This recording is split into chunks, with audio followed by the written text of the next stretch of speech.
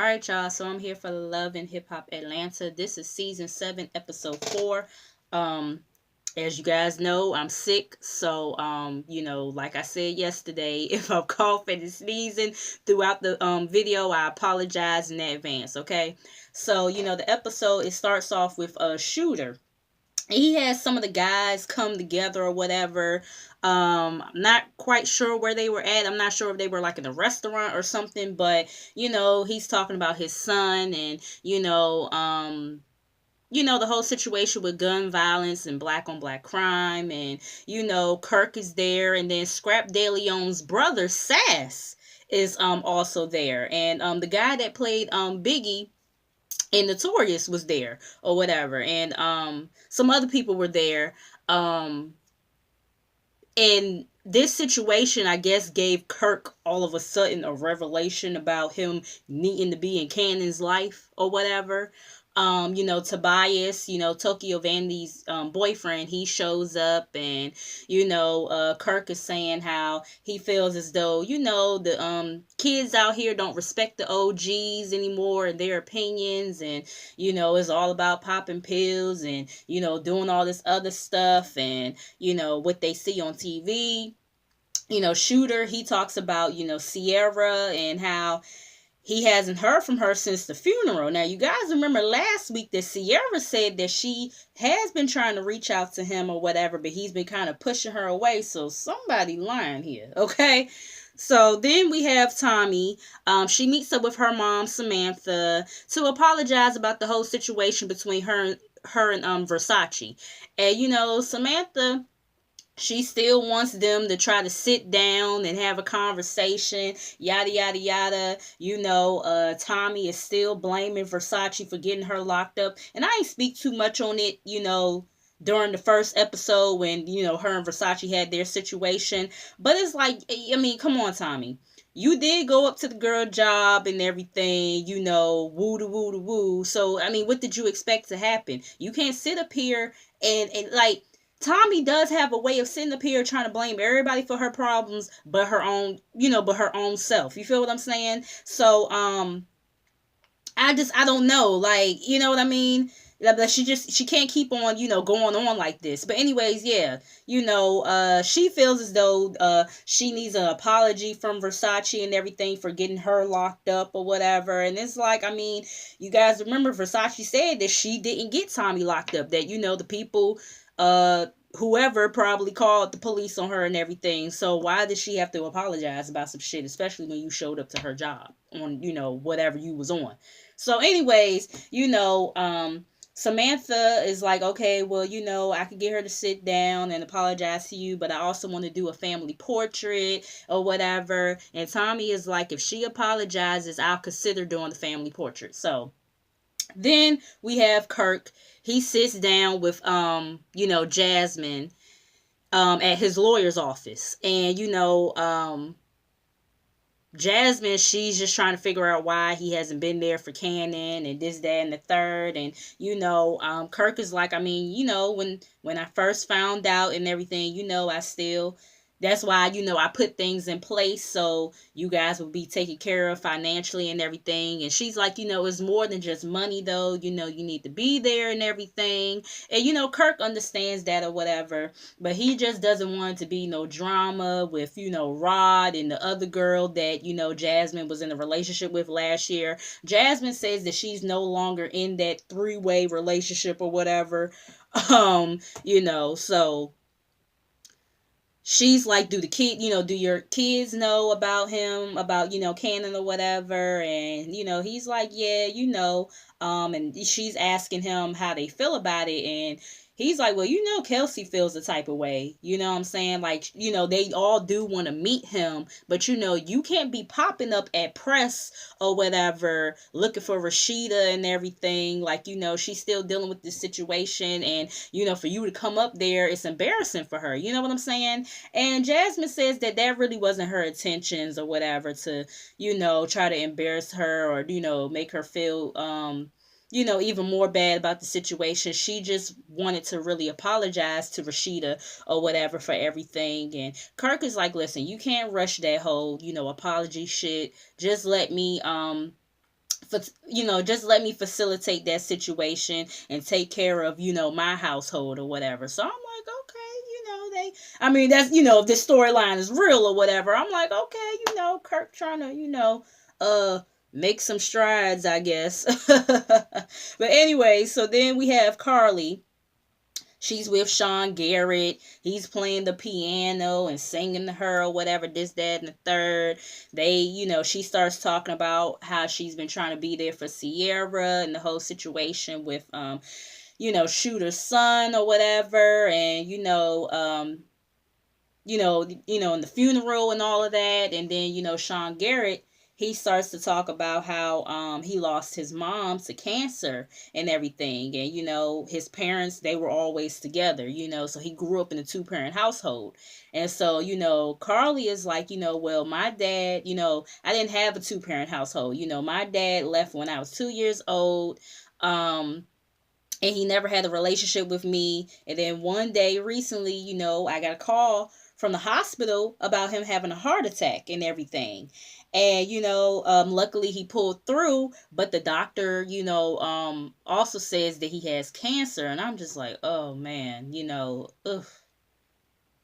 It's like, it just seemed like, Lord, it seemed like everybody is just getting some type of cancer now and that, nowadays. And that shit is really sad. You know what I mean?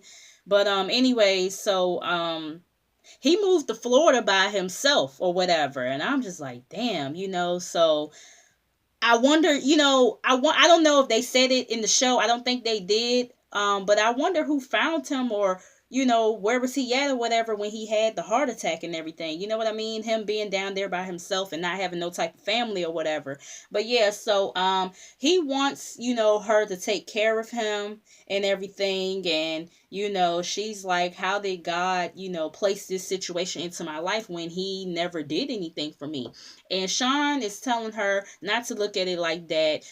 That's still your dad, and maybe this is a way for you guys to build a relationship and everything. And then next thing you know, they start, doing what y'all know how Carly do. They start, doing whatever, kissing and all this other stuff. So yeah. Anyways, then we have Jock Shooter and this guy named Bocce. Now Bocce was there earlier in the episode when they all met up to, be in support of Shooter and everything. So, Bocce is having this like event or whatever where, the guys are picking up trash for the community and everything. And, Bocce's girl, Keeley, she comes or whatever. And, she moved from New York to Atlanta and everything. And, she's also Shooter's best friend. And, she's asking about Sierra, and he's like, I mean, I've been texting and, calling, and no, I haven't been getting no response or whatever. And he says, the way I'm feeling right now, divorce is near. And, they like, what? And they like, have y'all served each other papers or whatever? And he's saying they haven't officially served each other. It's like, again, I'm just like, what the fuck is going on here? Because she's sitting up here telling, BK Brasco that the shit is almost done, or she just got to sign the papers or whatever, like as if the shit was about to be put in motion. You know what I'm saying? So somebody lying here, and we're gonna get to the bottom of this shit, okay? I'm just saying. So Keeley, she feels as though she feels like, if Sierra has moved on, maybe you should too. And she's just so disgusted with Sierra, for the simple fact that, Sierra has turned, her back on him and his time of need and everything, this, that, and the third. And, I was kind of looking at her like, I mean, I get that. I completely understand that and everything. But have you talked to him about the shit that he did to her last year? You know what I'm saying? And I mean, do you know about the rumors of these alleged babies that he got running around here? You know what I mean? But so yeah, but anyways, so she's just trying to like she's saying how she got somebody for him and everything. And, Jock is like, I don't really think that's a good idea. Like, he's already dealing with a lot. Like, he just lost his son. And, he's dealing with the situation with Sierra. He don't need no more confusion going on in his head right now. And I completely agree with Jock. You know what I'm saying? It's just like, I don't even understand why she's trying to press whatever friend she got for Shooter upon him. But we're going to talk about that a little bit more later. So then we have Kirk meeting up with Rasheeda, and he tells her about how he met up with Jasmine and everything, and told her about coming to the store or whatever, and how she kind of crossing the line by doing that.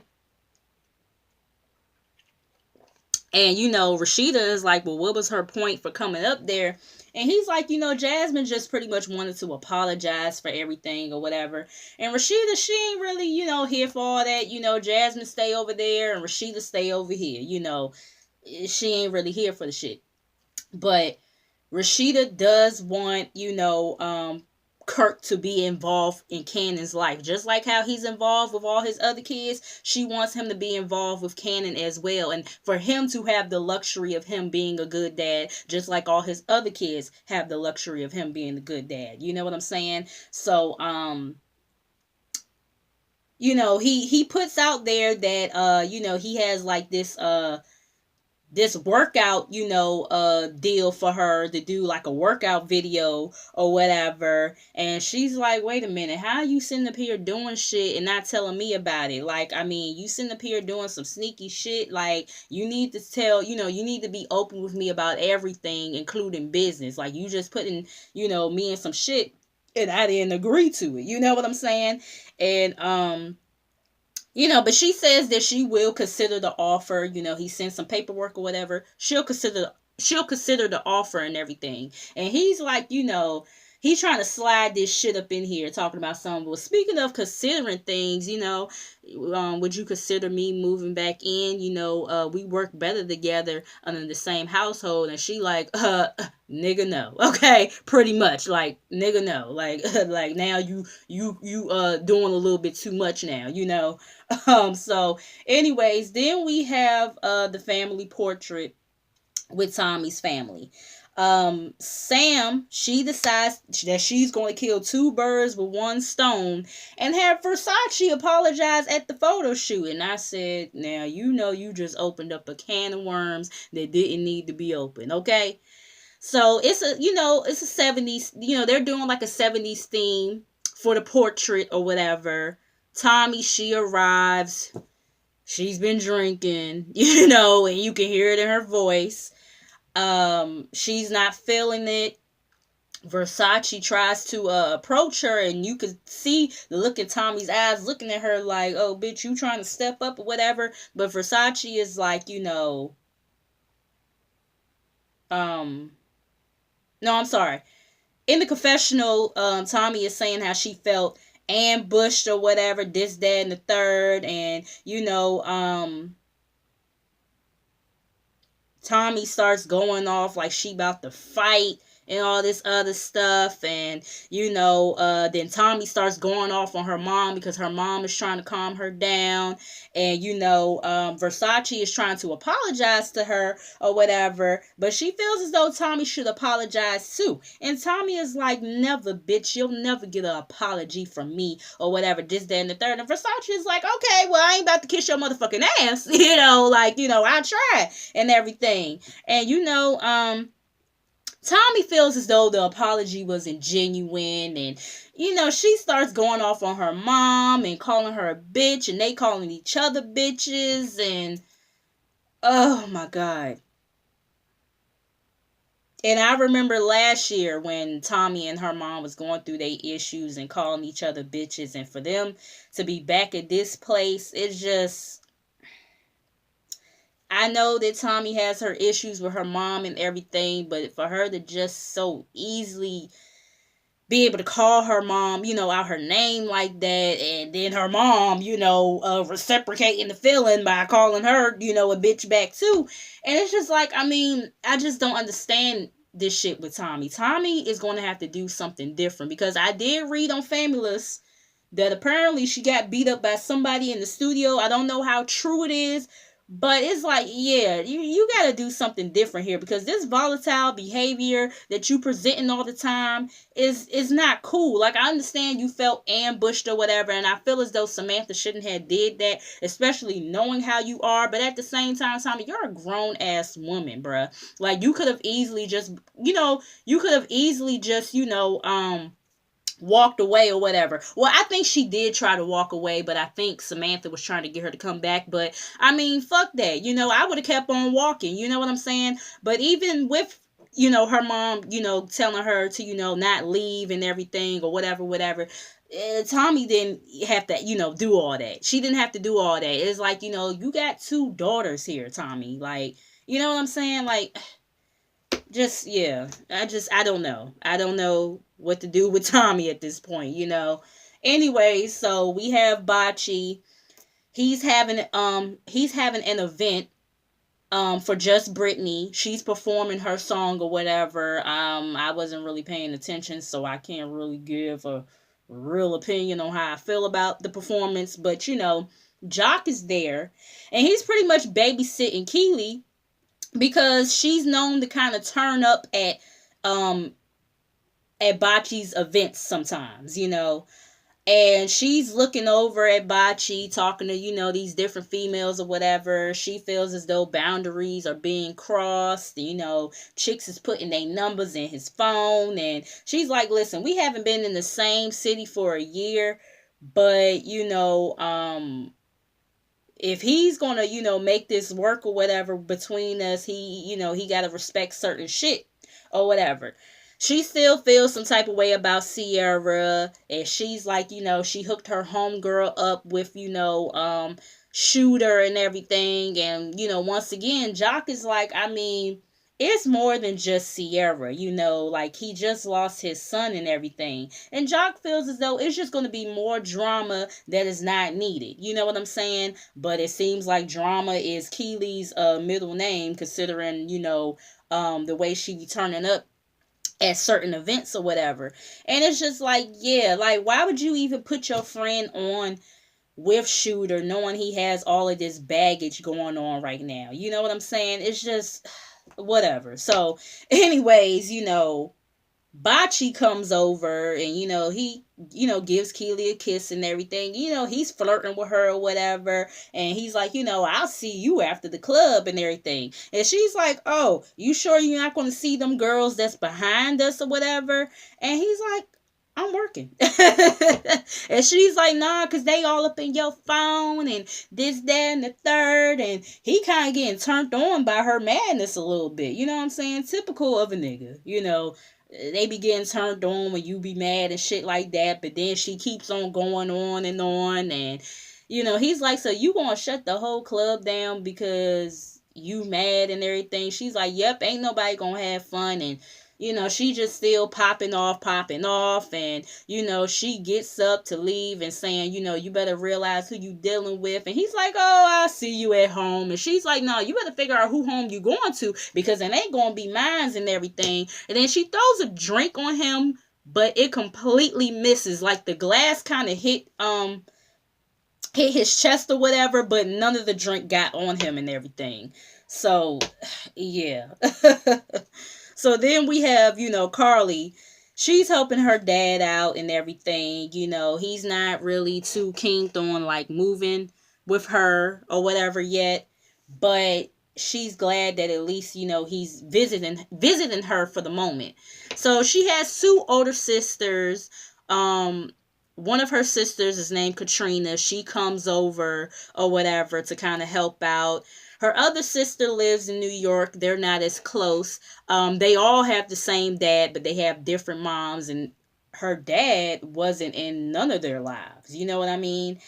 And Carly is talking to, the sister about his health and everything and what the doctors are telling her. And, they're concerned about him being by himself. And he like, why? Like, I'm fine and everything. And, of course, like I said, Carly is concerned because her dad is sitting up here saying how he's fine or whatever, but yet the doctors are saying something completely different, like the shit is serious. So she tells the sister, well, she takes the dad upstairs to get some rest. She tells her sister about, these papers that she got in the mail or whatever, and he made her pretty much the power of attorney over everything. And she's like, shit, I'm the youngest, like, why, he made me the power of attorney. And the sister Katrina, she's like, because you're the leader, like, even though you're the youngest, you're the leader and everything. And Carly, she's just like, I mean, but how does he know that about me or whatever? He ain't never really been around and everything. And she's just really nervous because she's never had to do anything like this as far as making these type of decisions, and she don't, want to, make the wrong decision and everything. And it's completely understandable. So yeah. Then we have just Brittany meeting up with Keeley at the nail shop. She met Keeley through her manager and everything. And she talks about her and Stevie having a record or whatever. And then she talks about Estelita and Erica. But she calls Erica something, and then she calls Estelita enchilada or whatever. I said, ain't that what Forrest Rocks call her? They be watching these reviews, child. I mean, not my reviews, because I ain't really nobody, but I'm saying, like, some of the bigger YouTubers or whatever. But yeah, so she's like that. She's telling Keeley about when Erica and Estelita came to her rehearsal, and how Estelita was talking about how she wanted to see more out of Stevie, and that's when Stevie was like, well, maybe Brittany can help you out. And then she thinks that that's when a nerve got hit or whatever, and Erica started trying to talk about her shoes and clothes and everything. I said, no, don't leave out the fact that you brought up the fact that you ain't had to fuck your way to get to the top, and you're really not at the top because you're on Love and Hip Hop, and like, yeah, I'm just saying, you know what I mean? But yeah, so like, don't leave that part of the conversation out, because you brought that shit up saying, oh, I didn't have to fuck my way to get to the top. Like, nobody even brought up nothing about fucking, you know what I'm saying? But anyways, so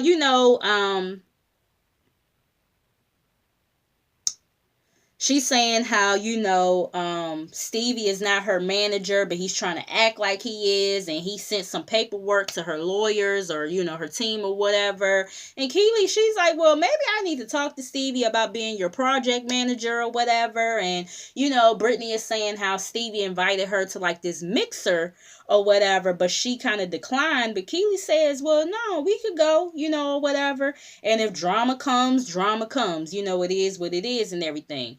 So then lastly, we have Tommy, and this is kind of where the episode cuts off. And, she kind of does feel bad about what happened with her and her family and everything. And she meets up with Tiara, Scrap De Leon's baby mama. And that's where the episode ends.